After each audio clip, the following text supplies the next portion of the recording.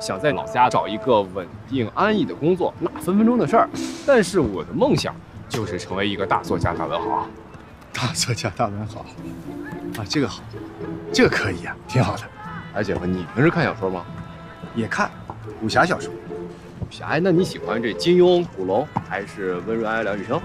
都还行，看着过瘾就行。这金庸的小说呢，就是各种绝顶武功之间的对决，还有这江湖各种门派势力之间的对决。但是往更深一层看，它还有着这个借离合之情写兴亡之感的意味在里面。这古龙的江湖呢，就更多都是人性的交锋了，是吧？唯一啊，咱先不说两位大师啊，就是你来北京，闯这个文学圈啊，有门路了吗？那当然了，姐夫，我要是没准跑去了，那我不是二吗？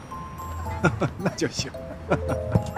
我有一特铁的哥们儿，叫谢晓峰，在这个文学网当首席责编，他已经把我的小说给他们领导看过了，特喜欢。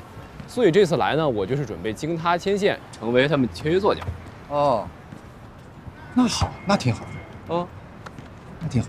那你主要写什么题材类型的呢？修仙、穿越、玄幻，还有这个青春校园。啊，可以这么多元素的？这么多怎么了？谢夫，看你这意思是对我这网文小说有偏见？没事，我也看。这个存在啊，既是合理的，没有偏见，没有偏见。那回去我可以把我的小说先给你拜读一下，别人都没看过呢。哎呦，好。哎，朵拉，渴不渴？朵拉，舅舅来了。可阳啊，你和唯一来北京以后有什么打算吗？什么打算？你们不是来北京闯天下吗？那有什么计划吗？哦，计划呀，计划就是跟着唯一，他说干嘛我就干嘛。那你不工作不上班了吗？工作？我没想过哎，我就想支持唯一做他喜欢做的事情。没事吧，妹妹？你刚大学毕业，你就要把你后半生的幸福压在宋唯一一个人身上吗？你觉得他能扛得住吗？哦，就算他能扛得下来，那你也不能跟社会脱轨啊。哦。买吃的吧。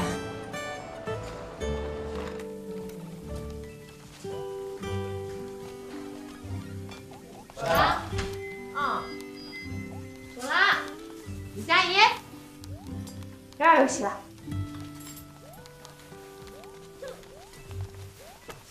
过来，我陪你玩。我来帮你吧。哎呀，不用。家里凭空多了2个人，你还要做饭，人家心疼你嘛。不就多了2双筷子？哎，姐姐姐夫，我来帮忙吧。哦，不用不用，你去陪唯一。啊？哎，真的，我手脏，马上就好了。去，没事。你为什么不让他帮忙？昨天中午他就说要帮我忙。你这个弟妹啊，是真不会做家务。我这店这么小，不够他添乱的。你问了吗？唯一来北京到底什么打算？打算？我告诉你啊，我要说出来，怕吓你一跳。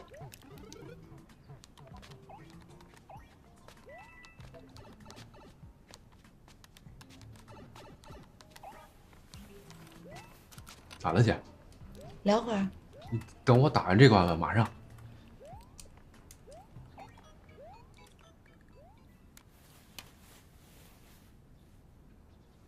我听你姐夫说，你来北京的目的是想当一名作家。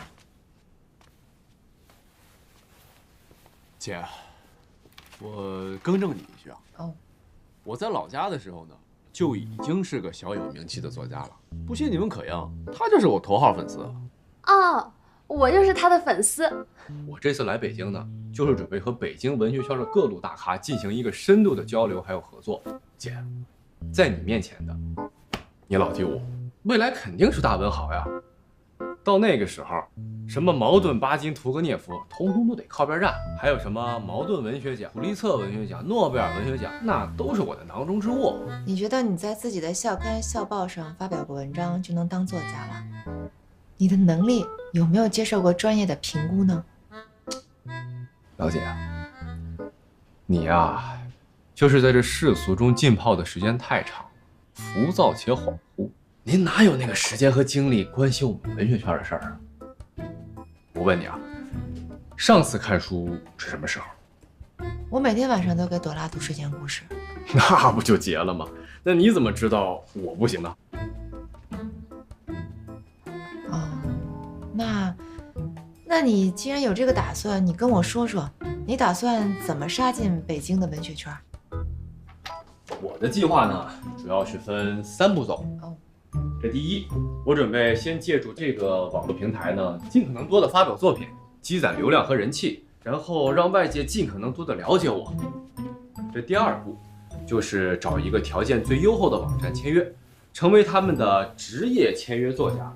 这第3呢，就是等我的作品不停的积攒流量，成为大 IP， 到那个时候，这版权一转手，那就是几百万的收入啊！你没事吧？哦，来，你继续坐这。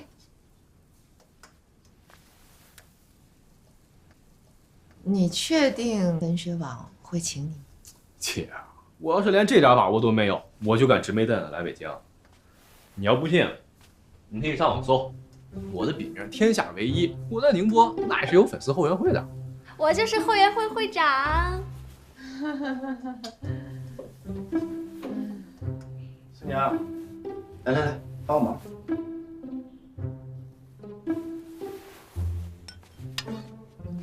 叫我干嘛？是不是觉得很不靠谱？这谁知道啊？我也没混过文学圈，反正你弟弟呢，是非常的自信的。我都不知道他哪来的那么大自信。我告诉你啊，你可千万别打击他，埋人成事了，你都不好做人，啊！我怕他在北京撞得头破血流。哎呀，那也未必。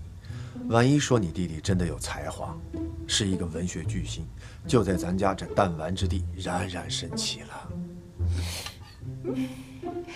我发现有时候你挖苦人的能力真不是一般盖的。我这是褒义的啊。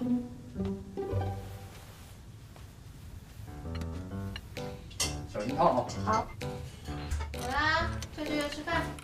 舅舅吃饭。来了，吃饭了啊！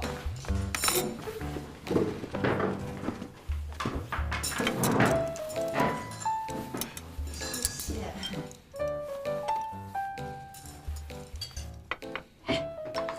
姐夫还没上桌呢。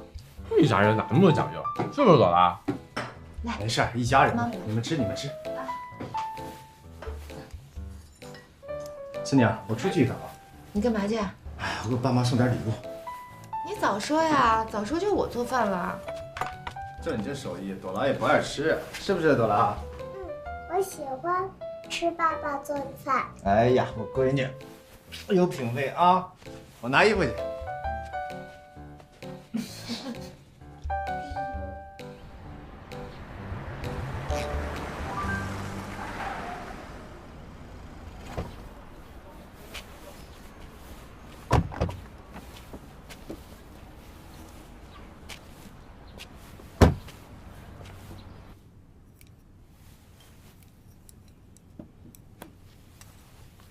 你可真行，在家把人家一桌子菜饭都忙活好了，跑我们这儿来大吃二喝了。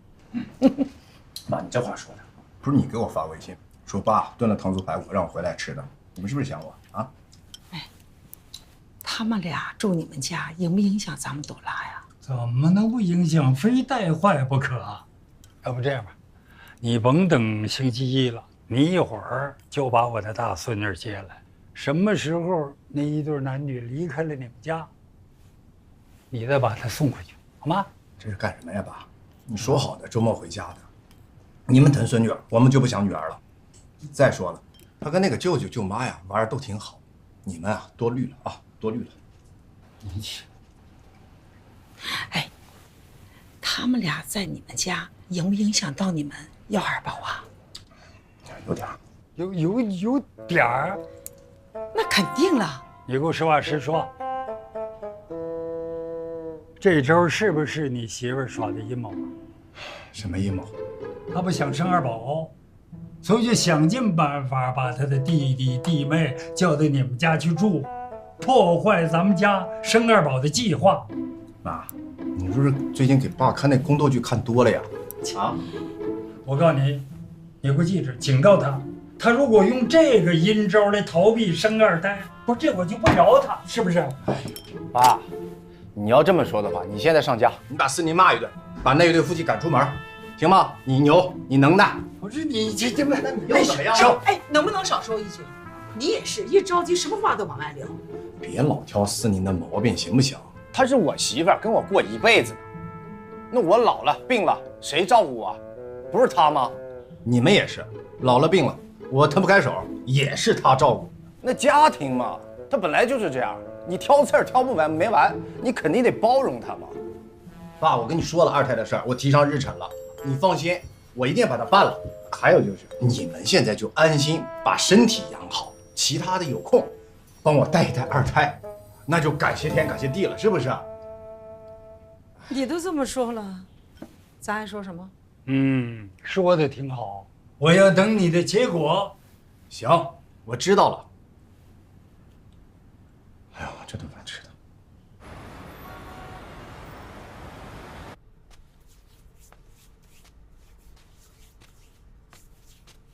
你今天回家，爸妈没说什么吧？哦，没说什么呀？我爸让我回家吃糖醋排骨了。哦，是吗？那就好。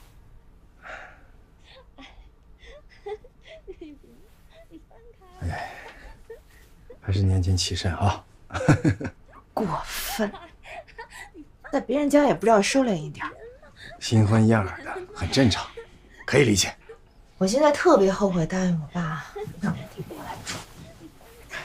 都是一家人嘛，不要为已经发生和无法纠正的事情去纠结，好不好？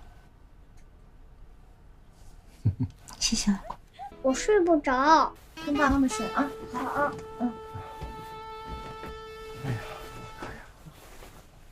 你居然可把爸给吓着了。行，哎，你跟朵拉睡吧，我去那边看看啊。你看什么呀？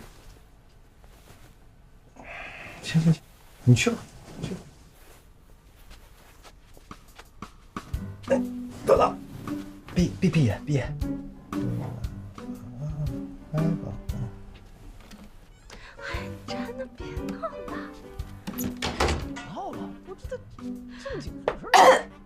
走开，真的，快睡觉吧。这样你睡得着？你什么叫走开？过来，快点睡。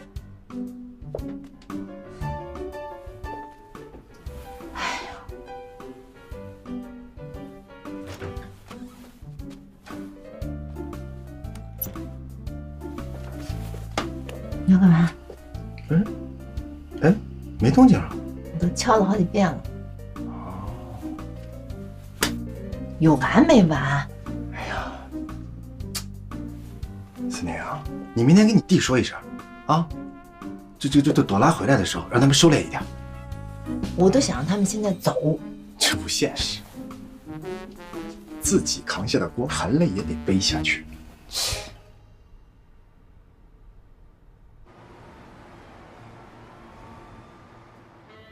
小芳，这儿。哟，伟爷，这是可盈吧？可盈是你叫的吗？你不得叫嫂子？漂亮吧？啊，郎才女貌。行了，别浪费时间了，走吧。去哪儿？见你们总编落实工作呀。我就那么一说，你怎么还当真了呢？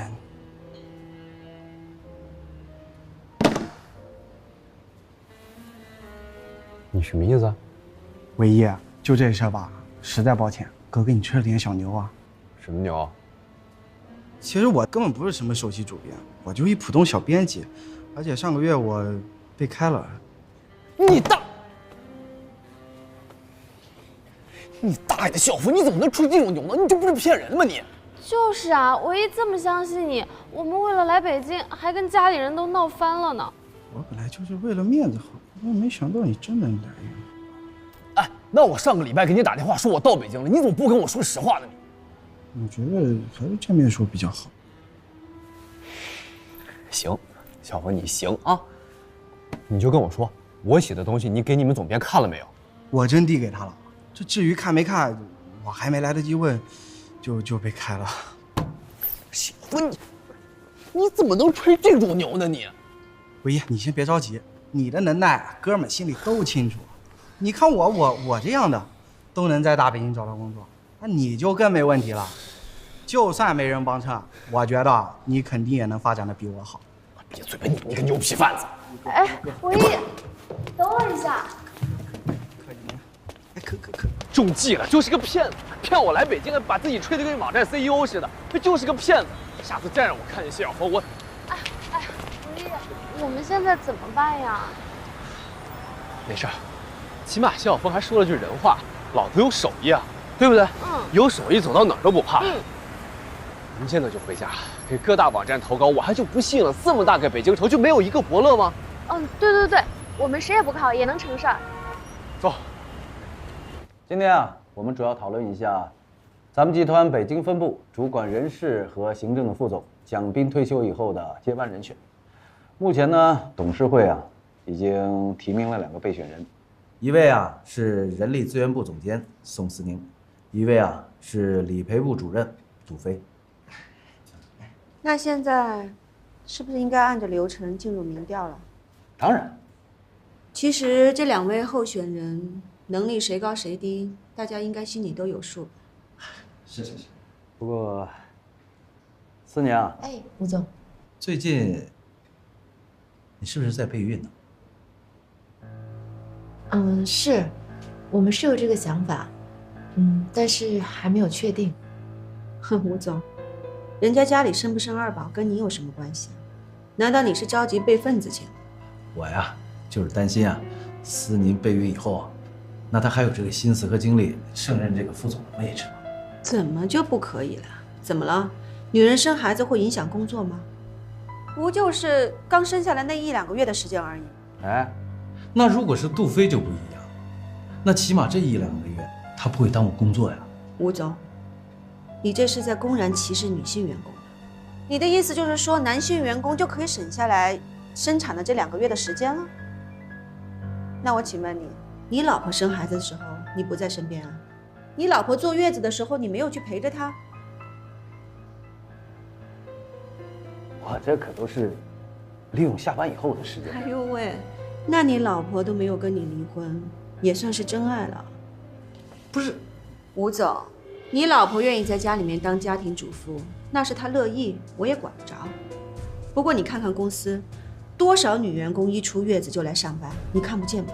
你不知道多少女员工哺乳期上班，她们带着吸奶器、储奶罐，为什么那么拼啊？不就是为了堵住你们这些大男子主义的嘴吗？我们都已经做到这个份上了，你还拿这些当理由、当借口来抨击别人？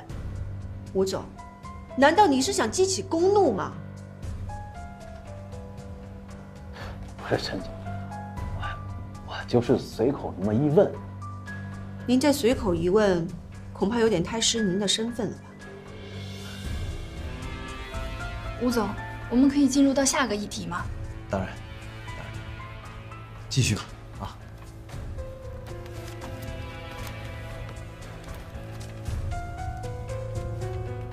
什么情况？你不会真的想要生2胎吧？是有这个打算，但是没说非得今年呀。也不知道吴总是从哪儿听来的消息。哎，这事儿你可要想清楚了。你要是真不小心怀了孕的话，那你就彻底跟副总这个职位擦肩而过。我明白，机会摆在眼前，我分得出来轻重缓急。你说生孩子多难受啊！他们男的站着说话不腰疼，特别是像武之国这种歧视女性的人，拿这种事儿来搬弄是非。哎，你说女人给他生孩子，他还把女人当附属品，只要女性干得比他好，他就不服气。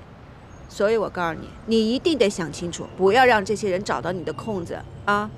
还有，你说你都这个年纪了，你再去生个2胎，到时候反而对你身体不好。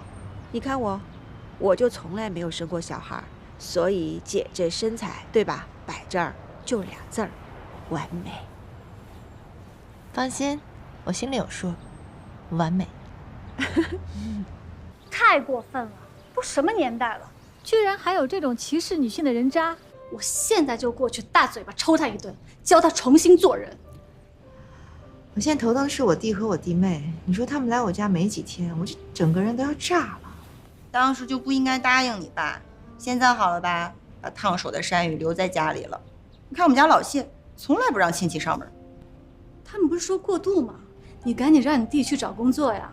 只要找到工作了，你就可以名正言顺的让他们搬家了。是呀，我现在就是希望唯一可以顺利的找到工作。就是心太软了，总给自己找麻烦。你呀，你就万幸你找到个好老公，都这样了还不带跟你生气的，还给他们做饭吃。就冲这一点，我双手给李俊龙点赞。我也是，龙哥威武。也是哈，他这样我都愿意给他生100个孩子。但是现在问题是，怎么所有事都赶一块儿了呢？你说我弟和我弟妹来北京找我，然后公司呢又是竞争这个副总，而且竞争已经到了白热化。哎呀！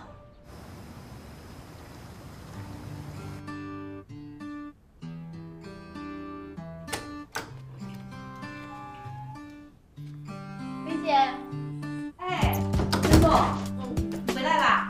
回来了，累了吧？帮我把这个包拿去保养吧。好的。那陈总今晚在家里吃饭吗？不吃了，一会儿我还出去呢。哦。我说宋英啊，你和老关这日子过得也太什么？太丧偶式了吧？哎，你这话说的，我并不认为我们是丧偶式，我觉得我们应该算是幽灵式。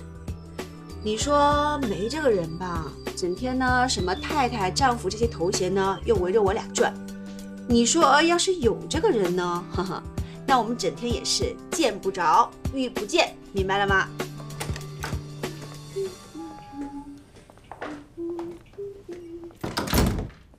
老关，要出去了。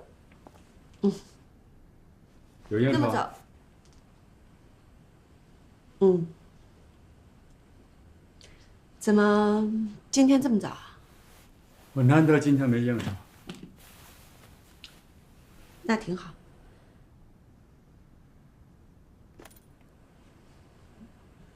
那要没什么事儿，我先走了啊。能占你1分钟的时间吗？有事吗？我们公司的老王你还记得吗？跟我一起打拼天下的那个兄弟。怎么了？今天刚刚查出来，得了胃癌，而且是晚期。我印象中那个老王，应该没多大年纪吧？比我大2岁。那现在呢？怎么处理？他没有结婚，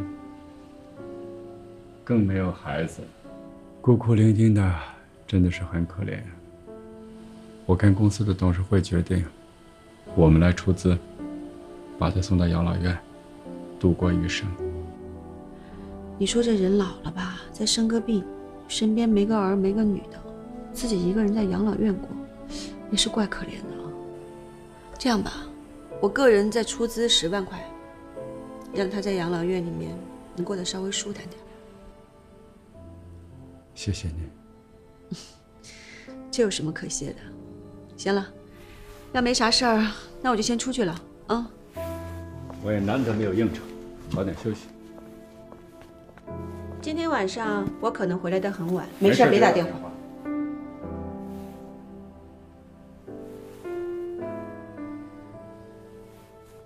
我走了。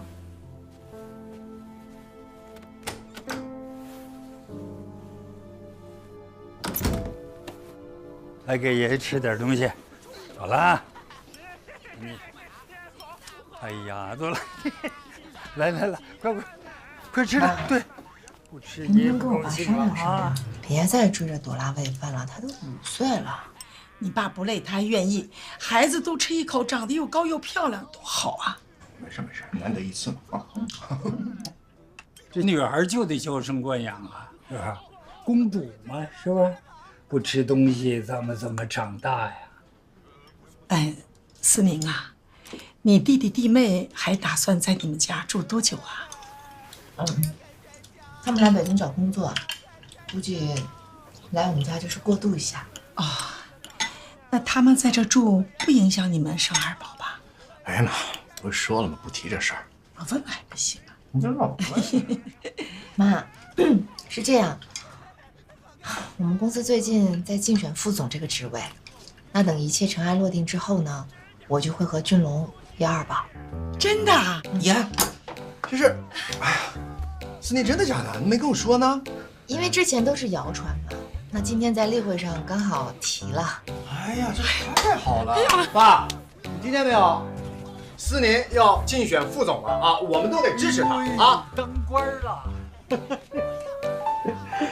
你妈妈当官了。哎，老婆，太好了，加油！好，哎，吃它，哎，谢谢。哎呀。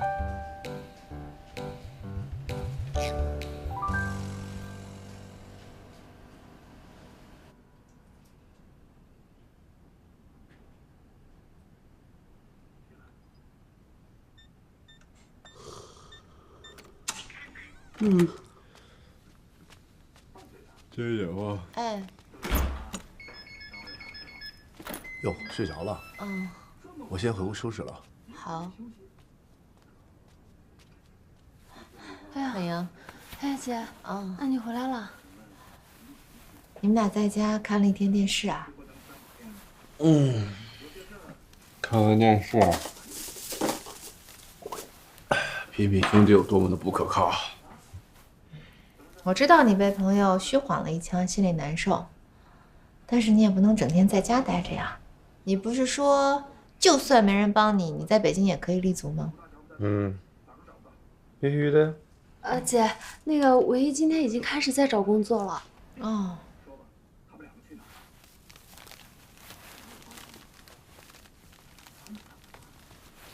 姐，我已经把我的小说给各大文学网站都投稿了。所以呢？这事儿没那么快，好几万字的东西，人家怎么也得看一段时间吧。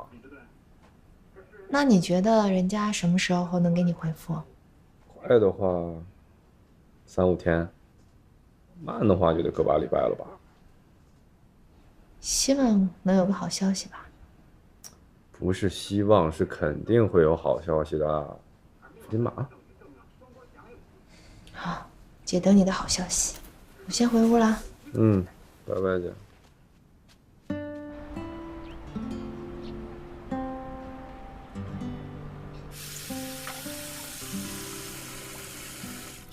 怎么会这样？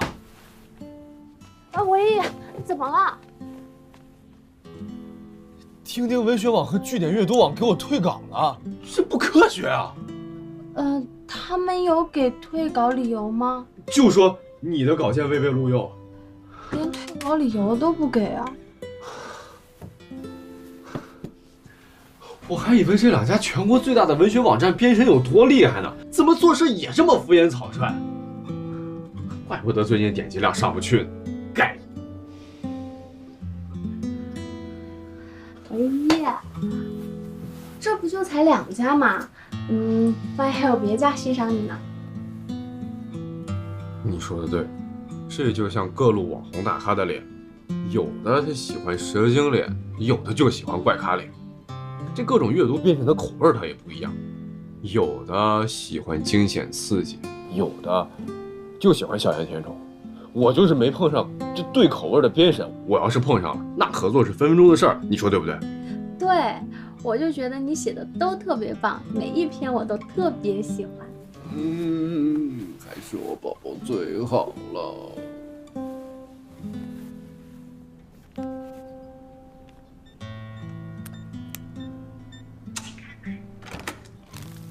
哎，姐夫，你回来。你这是干什么呢？唯一给现在全国排名前10的文学网站都投了稿，结果怎么了？到目前为止已经有8家退稿了，那不还剩2家吗？现在我唯一特别受打击，他已经不愿意再看邮箱了，我现在在帮他盯着最后2家的回复。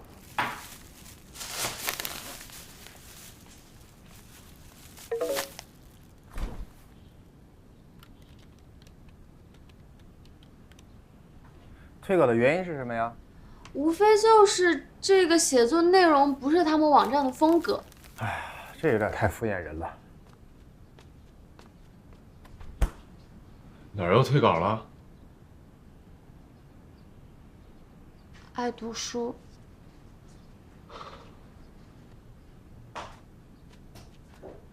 哎呦，你别这样，这不还有锦绣书城吗？这些不识货的，早晚有他们回来求我的那一天。到那个时候，我都不爱搭理他们。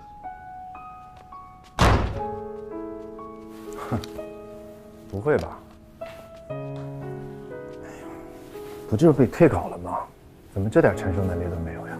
以前唯一在我们老家的时候，从来没有被退过稿。他写的东西，谁看了都说好。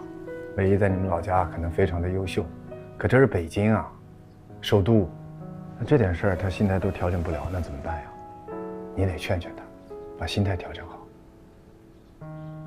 嗯。去。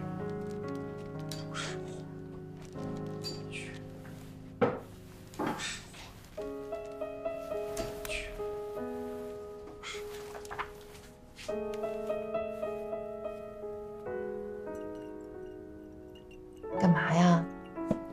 受了点打击就借酒消愁啊？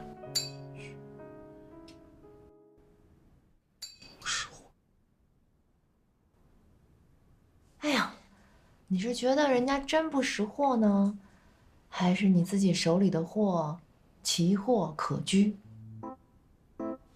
你什么意思，姐？我的意思就是，我跟你姐夫呀，看了一些你的文章，一般。我说你们懂不懂文学啊？是，我们可能不太懂啊，但是你姐我呢，懂市场，懂招聘，懂找工作。你想说什么呀？你知道的北京岗位竞争有多激烈吗？每年的大学应届毕业生就有几百万，可心的工作呢就那么几千，你算过几率吗？你想就这样坐在家里等着好工作来找你，怎么可能呢？那我能怎么办呀？你怎么办？你主动出击呀！没有机会，咱们就制造机会，自己去寻找那块奶酪。你说的倒轻巧，我怎么主动出击啊？看，姐呢给你做了一份个人简历，我们就靠它上门应聘。上门应聘？对啊，文字是平面的，沟通是面对面的，只要你用语言去打动责编，我相信他们在看你东西的时候一定会有代入感，是会跟以前不一样的。对，姐，你说的太对了，只要让我面对面见到责编，我就有信心让他签我。而且我相信，可能很多人看了这份简历之后，一定都希望和你见面的。谢谢姐，加油啊，宋文一！谢谢姐，我干了。啊，哎，你少喝点，少喝一点。我们有校稿编辑和催稿编辑2个职位空缺，你觉得你自己的能力能胜任哪个职位啊？我今天来不是来面试只做班编辑的，那你是来干嘛的？为什么我的作品会被退稿？不好意思啊，实在是因为你的作品不符合我们公司的定位。什么叫不符合你们定位？哎，你们什么定位？你不觉得这么说特别敷衍搪塞、不负责任吗？对不起，我们面试的是文学编辑。如果你有面试以外问题的话，那我们就没什么可聊的了。哎，我说你这人怎么说话呢？保安，韩保安，你必须给我个说法。哦，你是来讨说法的。我这部《霸道总裁之修仙学院》怎么了？这个是集玄幻、穿越、权谋于一体的一部作品，它为什么会被你们退稿啊？已经过时了。过时？过时？这东西过时？这些东西过时？过时？你们他妈到底有没有品位？过时？我过时？过时？干嘛呀？过时？这都是过时的东西，还留着有什么用？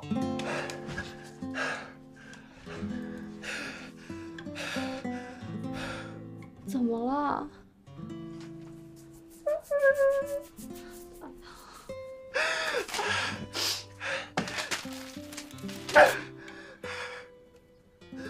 我一开始确实听了我姐姐我的话，我好好去面试去上班，可是去到路上我越想越不甘心。我写的东西怎么了？我必须得为我写的东西讨个公道吧？我写的东西怎么就过时了？怎么就没人喜欢了？哈，我一个95后写的东西都过时了，那他们写的东西还不都得入土了？他们可能只是觉得，你写的这个题材之前有人写过了吧？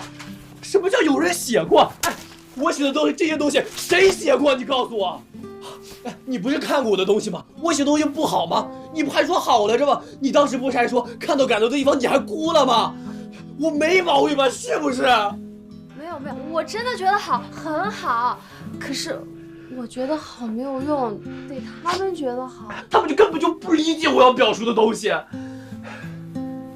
那你现在准备怎么办呀？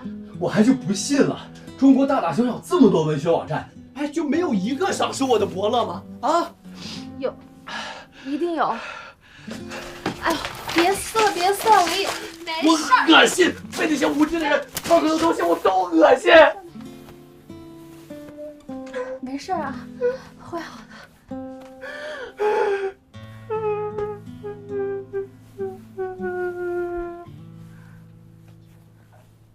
他的心理承受力这么差吗？面试官随便怼他几句他就急了。姐，唯一成绩一直都特别好，在学校他简直是风云人物。也就是说，从小没有受过什么打击，抗压能力不行。我觉得他还需要时间去适应。我觉得他那些幼稚的想法有点异想天开。姐，你能再帮我们找找关系吗？哎呀，我说实话，我真的不认识什么文学圈的人，我只能帮你们问问。好，谢谢姐。不客气。不过可英，我觉得你应该找一份工作。我吗？哎，你大学学什么专业的？我学的是艺术类专科，学钢琴的。专科啊？嗯。姐，你说我这个专业在北京好找工作吗？这个我不好说。姐，不然你也帮我做一份漂亮的简历呗。可以啊，到时候你把你资料发给我吧。好，谢谢姐姐。这边看看。夫人。夫人来了。你看一下弟妹的个人简历怎么样？这又不是参加选美，你放那么多照片干嘛呀？哎呦，可盈她呀，只有一个大专毕业证书和钢琴8级证书，其他什么都没有。我吧，觉得她颜值还在线，就给她多放点生活照。说实话，可盈的专业相比唯一还是好找工作的。是啊，这算个技能嘛。要么就去学校当音乐老师，要么去什么培训机构当一个私教。哎，老公，唯一呢？你也帮唯一想想办法呗。哎呦，我不认识文学圈的朋友。那你上次不是说老许认识一个什么出版社的人吗？我问了，这人托人的关系，我也不能老催呀。也是啊。哎呀，我这个弟弟啊，太不让人省心了。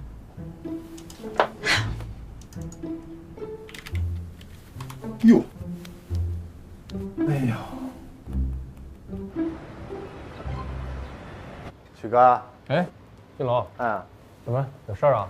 啊，那个，上一次我不是让你帮我小舅子找那个王社长的事儿吗？有消息吗？哦，我想起来了，嗨，我那个哥们儿他出国度假去了，我给他发消息，好久才回我，告诉我现在不方便，等他回来再给我们办。怎么？你很着急吗？倒也没有，随便问问。你放心吧，我记着呢。他一回来，我马上给你办，好吧？徐哥，那这事儿我就先谢过了啊。你忙着，你忙着。好嘞。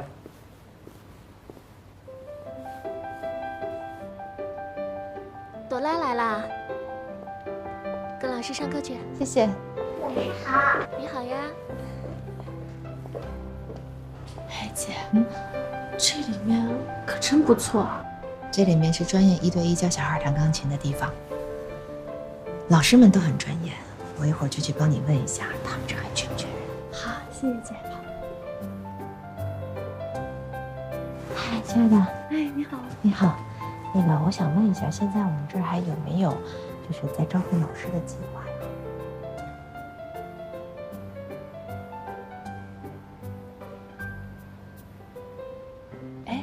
哎，怎么样啊？他们说他们这儿暂时不缺人。啊，好。没关系啊，反正你这2天就保持手机畅通，万一有其他公司让你去面试呢。嗯，好的，姐。走，我们去等朵拉。师兄，我弟妹的这个事情，您真得帮帮我。哎，你也别太着急，艺术类方面的本来就不太好作业。啊，是。那如果是实习期，工资低点也没问题。那我把他资料挂在我们招聘网站的首页，如果有感兴趣的呢，就会直接和他电话联系，或者视频面试，这样行吗？好的，好的。谢谢师兄，没事，谢谢啊。